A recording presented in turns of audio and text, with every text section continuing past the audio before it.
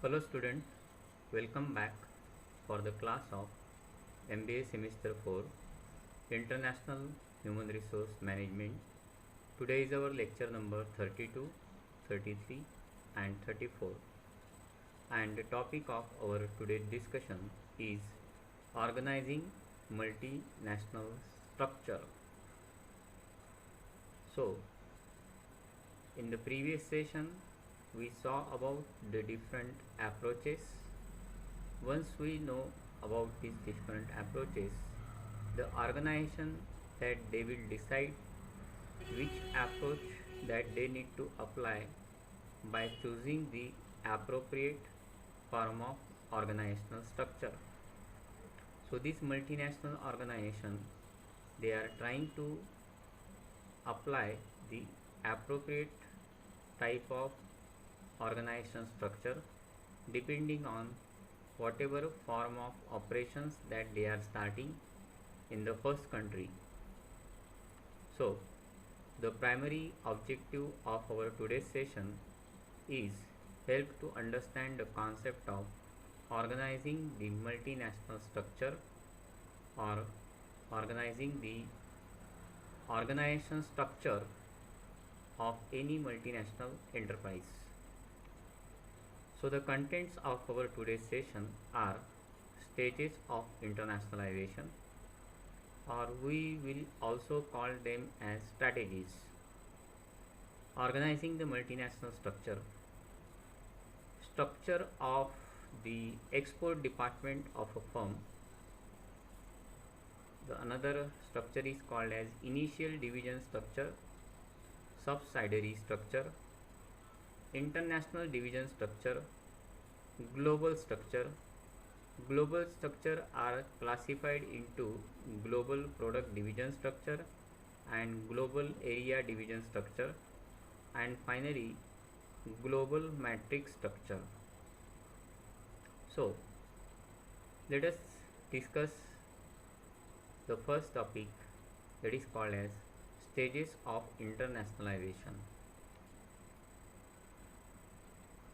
Now, as far as international business is concerned, these multinational enterprises, they are doing businesses not only domestically, okay, they are performing their operations across the world.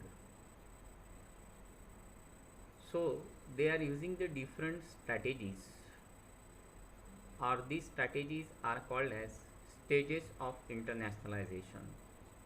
Particularly the strategies that is called as exporting, licensing and subcontracting. The other that we will see, maybe it is a strategy, okay, but it will be something like a business firm, okay, and that it will operates. So any kind of enterprise, those who want to enter into the business internationally, they are primarily using these different strategies or stages of internationalization. The first one would be called as exporting. The second one would be called as sales subsidiaries. The third one is licensing. The fourth one would be called as foreign production, by starting the manufacturing plant in overseas countries. Subcontracting, by creating contract with some other company. And network of subsidiaries. So let us discuss all these stages of internationalization or the strategies of internationalization one by one. So the first one is called as exporting. Exporting is nothing but the exchange of goods from one country to another country. So this is exactly called as the sales of product or services in a foreign country by any home country. So any country, okay, depending on the resources or the capacity of production, Suppose the companies they are having excess production, then they can sell out this product or services in any foreign country or host country. Okay, that process is called as exporting. The another kind of stage of internationalization is called as sales subsidiary. Companies, okay, those who are in a position to start the international business, so they primarily either think about the international business either by means of exporting or starting any sales subsidiary in the another company, another country. So subsidiary means what? A company that is owned or controlled by the parent company or holding company. Suppose any Indian company that they want to start any international business with, suppose say Sri Lanka.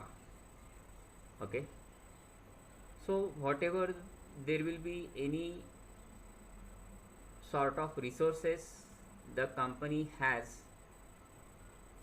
company may think about to expand their business operations internationally by starting a company in the another country. Okay, or they can take over merger with the another company. So in that case either they will own or control that company by the parent company itself. So any home based company can start their subsidiary, okay, or franchisee in case in another country depending on the rules and regulations of the country, and then they will started to make the sale of product from home country to host country. The third stage of internationalization is called as licensing. Now in case of licensing, the company offers some particular form of license either on temporary basis, okay, that should be in the form of intellectual property rights. This should happen in many of these companies, say for example pharmaceutical company, technological know-hows, which companies those who are providing some technological know-hows, so they will grant a license to the another company that those who are residing in the host country. Okay, that process is called as what? Licensing. So licensing is one of the business arrangement those by means of which the parent company can give the license or issue the license on temporary basis to access its intellectual property rights. That intellectual property rights may be manufacturing process, brand name, copyright, trademark, patents, technology, trade secrets, etc. depending on some specified conditions. So all stipulated conditions are being specified, and under which the licensing has been issued in the host country. That is called as what? Licensing process. The fourth form of international nationalization is called as subcontracting. Now here the parent company will involve some sort of contract with the another company, those who are residing in the host country, that is called as subcontractor. So as to manage their productions in the another country or to manage the production cycle, one or more aspects of production design, processing or manufacture, construction or any kind of maintenance work. So both the parties they comes into contract, the parent company itself and the subcontractor, those who are residing in the another country. Okay, so they comes in contract with each other and conduct the international business so as to run their production process appropriately in the another country. This is called as subcontracting. The fifth form of internationalization is called as foreign production. Now, in this case, a parent company can start the manufacturing and selling in the host country either by starting any manufacturing plant in the host country. Sometimes they will start some assembly line production with another company, and they will involve into this international business. The last one would be called as network of subsidiaries. Okay, now here the parent company can start multiple number of subsidiaries in different countries so as to start their manufacturing processes in the various host country and try to manage their external network of supply chain partners. So in this case, that individual subsidiaries, those who are started in the another country or host countries, they act as a partner to the parent company, and they will primarily arrange the necessary form of infrastructure in the form of marketing infrastructure, production infrastructure. Okay, so they will belong to some external network of supply chain partners and managing the businesses internationally. Now whenever the company has number of subsidiaries, okay, that time it will be called as what? Network of subsidiaries. So sometimes that network of subsidiaries may be authorized by the headquarters how to perform the operations internationally, okay, within the host country itself, okay, or some sort of autonomy has been given to these subsidiaries. That depends on the parent company. So that is all about the stages of internationalization. Now once we know these stages of internationalization or strategies of internationalization, then we should have to go for the another topic, that is called as organizing the multinational structure. Now any kind of enterprises, how does that they start their businesses? That is primarily started by means of using different strategies or different stages of internationalization. Which particular form of approach that they will apply, that depends on their organization structure, whichever they are applying, whether it involved any kind of expatriate in any subsidiaries or in any businesses. All HR functions will be either decided by the headquarter itself, or companies those who are international, truly international. Companies those are somewhere else, okay, they are having some domestic operations, they need to think how to expand their HR operations. Companies those who are truly global companies, okay, they will primarily appoint the expatriate, and how to get the work done through these expatriates, primarily by means of using the different form of organizational structure. So in our lecture we are going to see the different types of organizational structure. So first we will see export department, then initial division structure, subsidiary structure, initial division structure, international division structure, global structure. There are two types of global structure: global product division structure and global area division structure. The last one would be called as global matrix structure. Now from this, okay, from this international division structure, the company becomes truly a multinational enterprise. From this global structure, the company will become a global company with their global operations.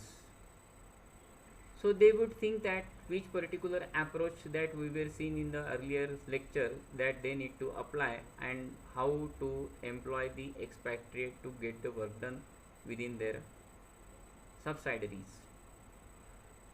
So let us discuss one by one. Now this is the organization structure of the any export department of the firm. Suppose the firm belongs to any country, suppose say like India. Okay, they would have such a kind of simple organization structure in which the managing director would be there, those who will supervise production manager, finance manager, marketing or sales manager, and HR manager. Under the marketing department, they will start, okay, the internal operations of the country to manage the domestic sales, and they would think that, okay, they should have some excess capacity of production, so they will start the export operations. So there is a export sales.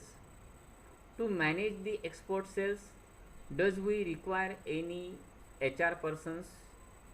So primarily it should be looked by the management of the organization itself, okay, that is the HR manager itself.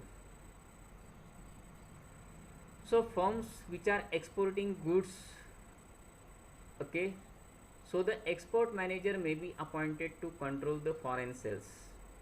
So naturally such a simple organization, they don't have that much of classification, okay, within their organization, and they could not distinguish the functions very well. Mainly the export manager will perform the operations with respect to exporting activities, and this person is commonly from the domestic operation itself. Okay, so from India to overseas, okay, whichever sales has been made, so any Indian export manager can manage these operations. Further, the growth in exporting may lead to establishment of the export department at the same level at the domestic sales department, as the firm becomes more committed or more dependent on its foreign export sales. Now when does they will appoint the export manager? Once the companies, they will initiate their exporting activity, then and then only they will think about to start their export department exclusively and appoint the export manager. So under the export manager, okay, there would be some HR functions even goes, okay, and they will look after their export department exclusively. Okay, it should be assisted even also by the HR manager of the organization. So in this case, exporting is controlled from the domestic businesses, domestic operations, domestic based home offices, and it is designated as the export manager. So export manager will look after all the overseas operations over there. Here the HR functions are very unclear, means which HR functions need to be performed under the export department. Normally it should be executed by the HR manager itself. Though there are some HR activities, say for example selection of the export staff, okay, so there are number of subordinates are appointed under the export manager itself to look after some functions which are related with HR. Okay, so perhaps to look after the activities with respect to training of the foreign agency staff. Okay, these activities are handled by the marketing department itself or exporting staff. HR department having some little involvement, okay, with the development of policies and procedures, okay, relating to HR, because it is a very initial form of organization structure. Those who can starting some international business activity by means of starting exporting only. So here the organization decide when, where, how much staff has been necessary. So simple staffing functions can be performed by HR department itself, and the rest of the thing will be taken care by either the marketing department or the export department. Okay. So some international activities could be regulated by HR department whenever they are going to appoint some international staff. Okay, but they are not exactly appointing any international staff over there. The second structure for any multinational enterprise would be initial division structure or subsidiary structure. Here, after some period of time, the company would appoint the subsidiaries, but in the initial stage of early internationalization, the chief executive officer would be appointed in this organization, and they will primarily look after the home offices. Okay, say for example production, marketing, finance, and personnel means HR. Even if suppose there are some international operations in this initial stage, okay, for which a vice president international operations would be appointed, okay, particularly at the home offices to look after the overseas subsidiaries. Okay, so different countries subsidiaries, okay, can be looked after by this vice president international operations. So this is called as the initial division structure. So in the early stage of internationalization, okay, the company could think about to start the international business by starting some overseas operation, by starting some subsidiaries in some particular countries. Okay, so here the company creates an export division, exclusively export division, that should be looked after by the vice president or international operations, and that can function at the corporate home offices. Okay, because it is a parent company which can be managed by home, from home offices only. And the export division had directly report to the CEO of the company, means the vice president has to report to the CEO of the company. As the firm develops the expertise in the foreign markets, agents and distributors are replaced by direct sales with the establishment of branch offices in the foreign market. Okay. Now once the company starts its operations by means of subsidiaries, okay, they will think about how to replace the dealers and distributors by starting some direct sales agent within the another country.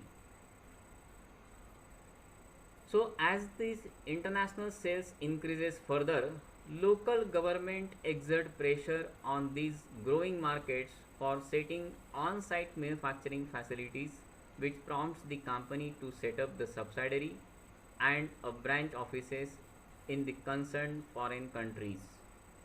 Now once the company appoints some agents, okay, over there, okay, and suppose there is a demand of that products into the international overseas market, so there is a heavy pressure from the foreign government, okay, foreign local government of that particular country, and they will force them to start the manufacturing plant in the another country and setting up their subsidiaries, businesses in the host country. So each subsidiary is responsible for the operations within its own geographical area, and subsidiary manager reports directly to the export division head at the corporate office. So the company could think about to start the subsidiaries in number of countries, okay, and the subsidiary managers are appointed over there and they were directly reporting to the export division, say for example vice president of the company. Normally, what form of personnel are appointed at the subsidiaries? Mainly in certain cases, PCNs are usually posted to important positions because the firm has more confidence in them to implement proven home office human resource policies and practices. So mainly parent country nationals are appointed in the host country's subsidiaries, okay, by applying the ethnocentric approach, okay, because the parent countries are quite familiar with the personnels, okay, because they are having little bit confidence on the country that they were belongs, the company that they were belongs. Already they are working in their own companies and they were posted at the overseas operations to look after the subsidiaries businesses in the another country. So in this case that they will apply primary, they will appoint the PCNs over here and by means of using the ethnocentric approach. Whether to use the PCN or not, okay, that should be completely a management disc criteria.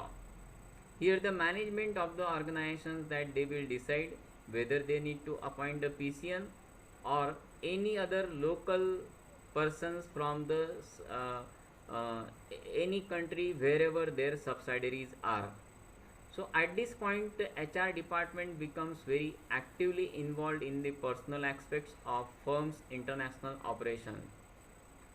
So here the HR department could be guest assisted particularly for overseas HR operations, okay, and they will execute some HR operations using, okay, any PCN over there, okay, that PCN has been trained properly and then they will implement their HR policies over there.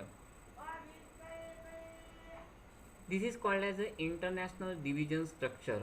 Now in case of international division structure you will came to know that there is a managing director, those who will look after the various activities of the enterprise, okay, and they were having some several department, HR department, marketing department, finance department and so on. Under the direct supervision of the managing director, okay, okay, this is the international division has been started, okay. So domestic division will be there, domestic division 2 will be there, one exclusive international division has been started. So they will decide that whether to start the subsidiaries in another country, okay, say for example in Italy, Japan, Australia or so on, and what form of HR activities to be undertaken, okay, that should directly comes under the country head HR, okay. So human resource parallel department would be started and some different other production, marketing and finance functions, okay, that could be get regulated, okay, under the different subsidiaries. So in case of international division, okay, that international division would be of complete responsibility to look after the subsidiaries businesses and they would think about which particular form of operations that has been necessary according to them they were started in the first country. So firms, those who are using some assembly line operations abroad, okay, such a kind of firm, those who are starting some manufacturing operations, okay, in a foreign country, and those who want to take the advantage of that cheap labor by means of starting the subsidiaries in some different countries or to save their shipping cost or tariff and is thinking to establish some sales subsidiaries to foreign production facilities, okay, in the host country, and that's why they enter into the joint venture with the local firm of the any host country, okay, and they will start some assembly line operations, okay.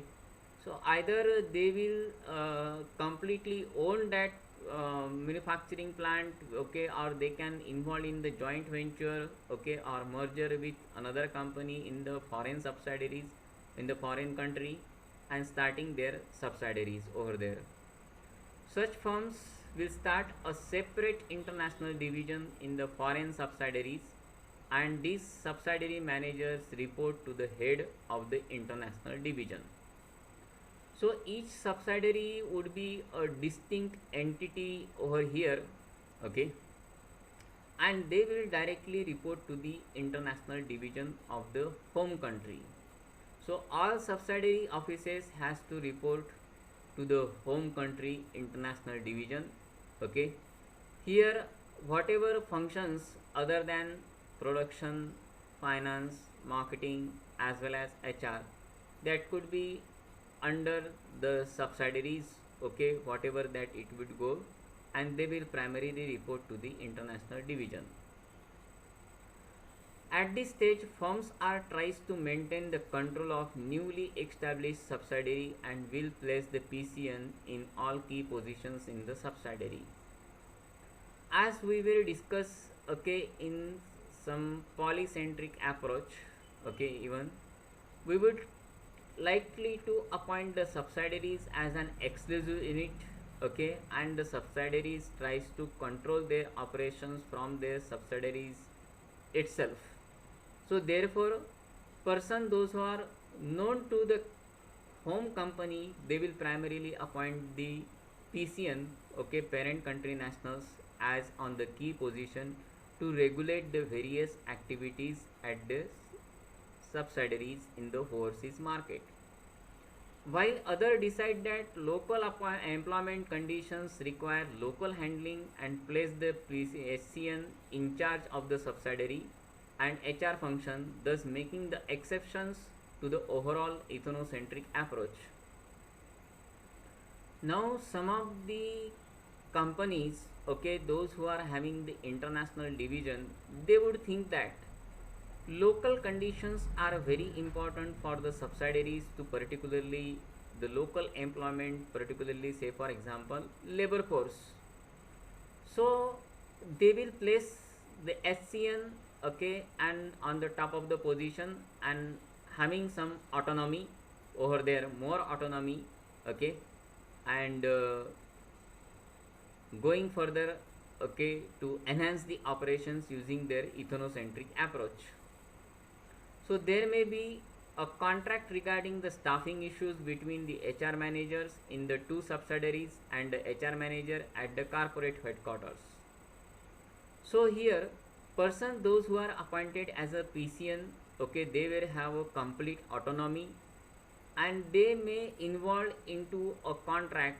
A PCN means, okay, the subsidiary head, okay, they can involve into the contract with the local firms, okay, or local contractors, okay, or the laborers, okay, those who can directly associated with that subsidiaries and directly report to the HR manager at corporate headquarter, means in the home company.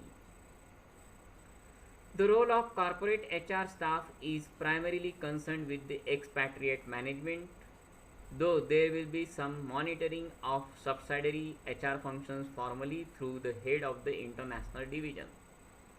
Now the corporate HR head, those who are located at the home country, they will be just looking to manage the expatriate management, okay, means they will look after the HR activities of the expatriate, those who has appointed as a PCN, okay, in that foreign subsidiaries.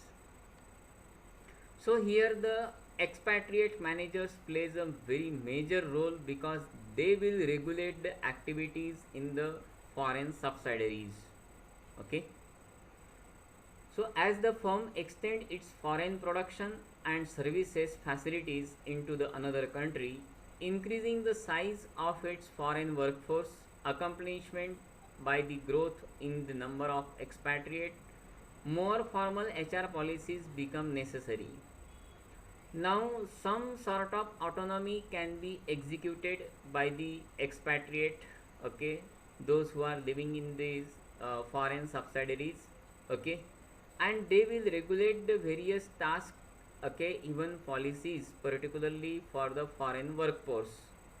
As the growth of the enterprise is going on, okay, all these expatriate they should have to report to the corporate head office located at home country, okay, from time to time. So they should have to report to them.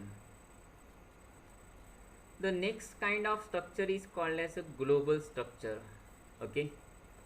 Now in case of global structure, either the company will use the uh, polycentric, regionocentric or geocentric approach by means of starting the subsidiaries. So here the corporate managers, once they will feels that okay they need to increase their officials in the host country, okay, they will offer the exact autonomy to the subsidiaries, okay, or expatriate, that those who are located in the foreign country. So the corporate top managers subsidiaries autonomy and independence from domestic operations to the extent that it operates as a separate unit due to conflicting factors such as difference in market structure, distribution channel, customer need, local culture, pressure from host government. Actually, why does that they are going to involve a full-fledged autonomy to the subsidiaries? Because of what, there are lots of conflicting factors are being involved, okay. Say for example differences in the market structure, distribution channel, customer needs, their local culture are differ, and there may be also the pressure from the local host government. So the corporate top managers of the home country they will feels that okay that we need to start some exclusive subsidiaries operations, and that's why they need to offer some full-fledged autonomy to the subsidiaries over here, okay. In prior case that we will discuss earlier recently, there is no full-fledged autonomy, okay, and as a result of these changes, okay, these multinational corporations, okay, they primarily start their global structure, okay, using these two major issues. There are two major issues are involved, whether the key decisions are to be made at the parent headquarter or at the subsidiaries units. Means if it is related with the parent headquarter, all decisions can be centralized over here, or there should be a decentralization whenever the decisions and autonomy could take place by means of using the subsidiary units. The type of control exerted by the parent over the subsidiary unit. How should be the type of control, whether it is a bureaucratic control or a normative control. So some sort of adjustment to be done by the companies itself, okay, to manage these issues appropriately, and how much autonomy has been given, okay. Here the corporate headquarters they will decide that, and that much autonomy has been given to the foreign subsidiaries so as to perform the operations. So under the global structure, okay, there are two types of global structure. Let us discuss one by one. One is called as product structure, and then another one is called as area division structure. So let us first discuss about global product division structure. So in this global product division structure,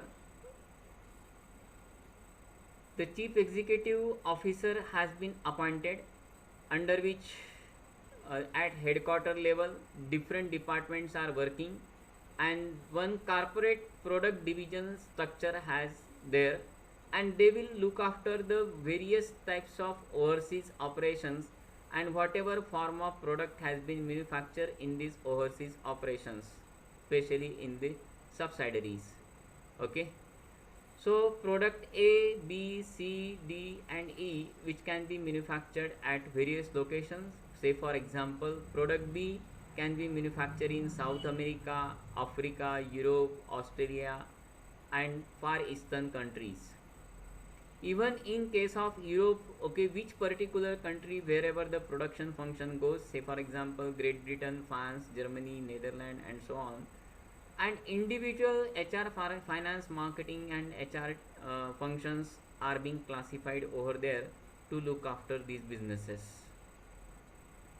So this is called as a global product division structure. Okay, and all these things has to be report to the corporate product division. Okay, and they will report to the chief executives which are operating at the headquarter level, and some sort of autonomy has been given to the different countries subsidiaries so as to perform the production of either product A, B, C and so on. So in case of product structure, the company treats each of its major product or as a distinct strategic business unit. We will call them as an SBU. Now this is a strategy that we will discuss in the marketing management by starting the strategic alliances, okay, to enhance our businesses worldwide. So company should shoulder their responsibility, okay, at the headquarter level, and they will sub shoulder some sort of responsibilities, okay, completely by starting the strategic business unit in the another country. So whatever form of responsibilities related with production, marketing, finance, okay, and supply chain, okay, that should be managed by that individual subsidiary itself, wherever the subsidiary has been located. And the corporate structure at headquarter level remains as in case of product based division. Okay, so headquarter will look after, okay, whatever kind of activities that is being going in the different subsidiaries, okay, under the corporate division structure. So whatever product based division has been there, they should have to report to the, okay, corporate head at the headquarter. The another structure that is called as global area division structure. So under the global area division structure, again the chief executive officer and other departments working at the headquarters level, and they were starting, okay, their different subsidiaries in different geographical regions. Say for example South America, wherever NAFTA has been located, Africa, African region, Europe, Australia and Far Eastern countries. And then they will regulate their rest of the other functions, say for example production, marketing, HR functions, okay, or supply chain functions, which primarily taken care by the, okay, HR corporate head. Okay, so in this global area division structure, a multinational prefers a division of its foreign operations on the basis of geographical unit, by means of considering the whole market will be a unique marketplace, okay, either region wise or the complete world. Mainly region wise, they are starting their manufacturing operations in the overseas market, and by starting some subsidiaries businesses over there. The headquarter is primarily responsible for transferring the excess of resources from one country to another country. So whichever number of countries wherever their subsidiary business are there, so they need to manage their business operations wherever the resources are lacking. So they are making the resources available, equally available in all the regions all the geographical regions by means of establishing the coordination in between the different countries. So here use of MIS would be very much essential. So lots of coordination would be there so as to achieve the total synergy and goal of the organization. So in this way, okay, they are starting the global area division structure so as to manage the complete business enterprise from the headquarter by means of managing the region wise subsidiaries across the world, okay, by means of managing the resources and distributing these resources appropriately, okay, with effective coordination among them. The last type of structure is called as global matrix structure. Now in case of global matrix structure, okay, there would be no local activity or home country activities, okay, we could not distinguish very appropriately. Everything looks very global, everything looks, all the processes has been standardized in such a way, okay, whatever that they will plan, okay, it should be get implemented from the headquarter. So again they are having the similar form of departments, okay, production, marketing, finance and human resource. They will have a complete business control, okay, by means of using some special positions, say for example vice president for global products, vice president international, okay, even for services even also. So whatever number of subsidiaries are there, okay, either product wise, okay, or either country wise or region wise or whichever the geographical area wise.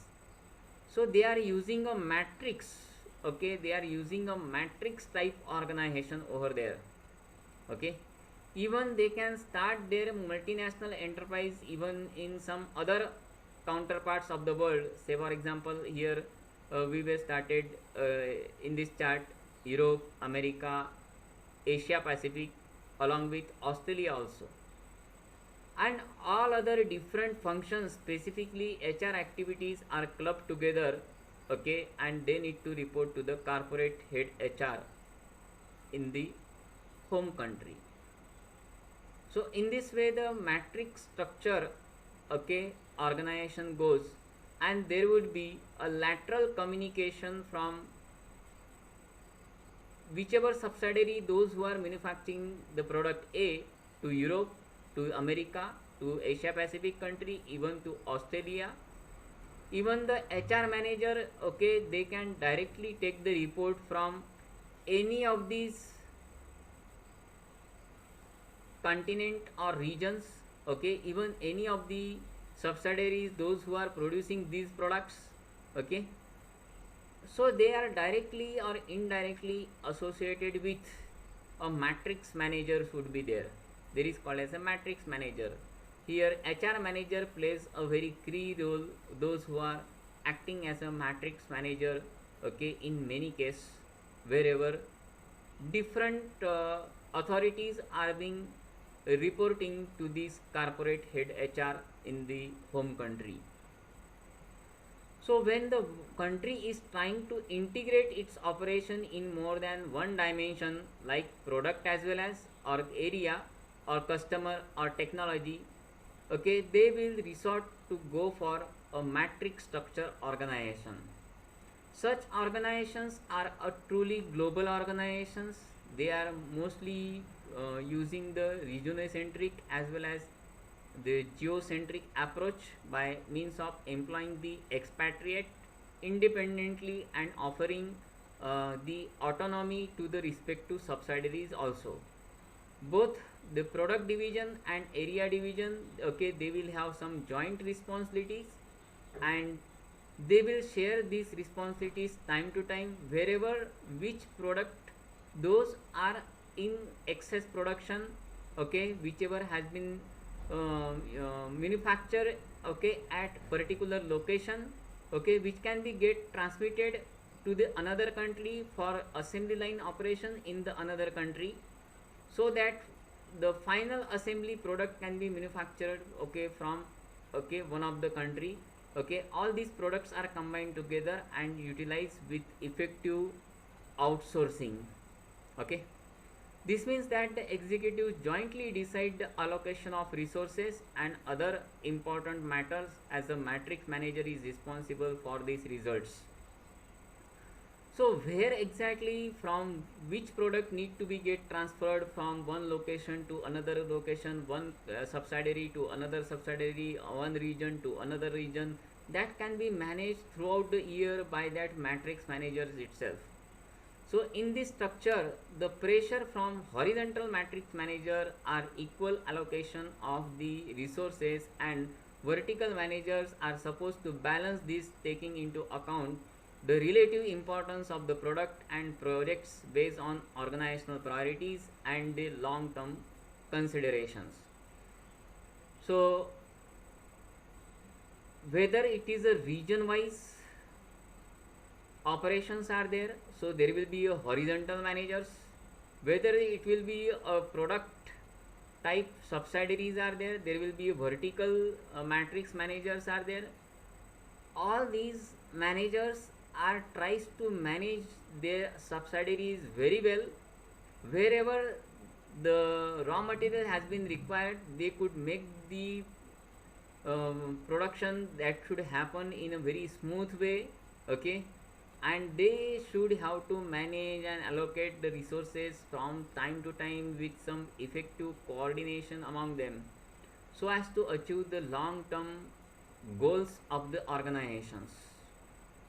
So these matrix managers plays a very key role over here.